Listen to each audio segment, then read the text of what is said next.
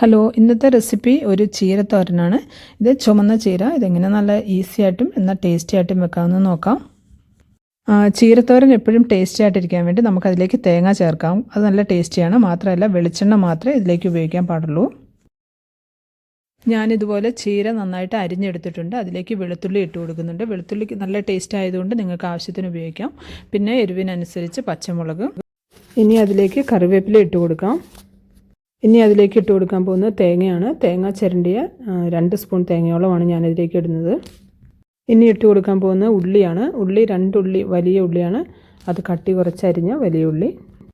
ഇനി ഇതിലേക്ക് ഇട്ട് കൊടുക്കാൻ പോകുന്നത് ഉപ്പാണ്. ആവശ്യത്തിനുള്ള ഉപ്പ് നോക്കുക. അതിനുശേഷം മഞ്ഞൾപ്പൊടി, 1 സ്പൂൺ മഞ്ഞൾപ്പൊടി ഞാനിതിലിടുന്നുണ്ട്. കാരണം നമ്മൾ ഇലക്കറിയാണല്ലോ വെക്കുന്നത്. അപ്പോൾ അതിലെന്തെങ്കിലും വിഷാംശമൊക്കെ ഉണ്ടെങ്കിൽ അത് പോകാനും മഞ്ഞൾപ്പൊടി ഒത്തിരി നല്ലതാണ്. അപ്പോൾ മഞ്ഞൾപ്പൊടി ഇട്ടതിന് ശേഷം അതിലേക്ക് വെളിച്ചെണ്ണ ഒഴിച്ചു കൊടുക്കാം. ഇതിൽ വേറെ എണ്ണ ഉപയോഗിക്കരുത്, വെളിച്ചെണ്ണയായിരിക്കും ഒത്തിരി നല്ലത്. ഇനി അത് കൈകൊണ്ട് നന്നായിട്ടൊന്ന് തിരുമ്മി അതിൻ്റെ സത്തെല്ലാം ഒന്ന് പിടിക്കുന്നിടം വരെ കുറച്ച് നേരം മാറ്റി വെക്കാം.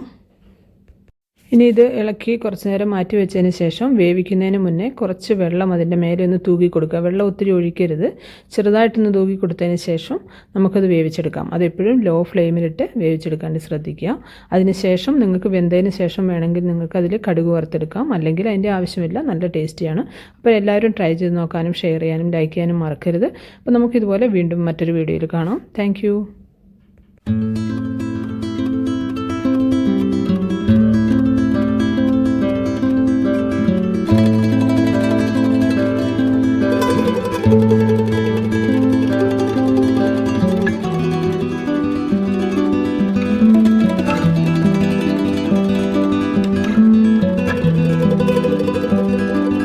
Thank you.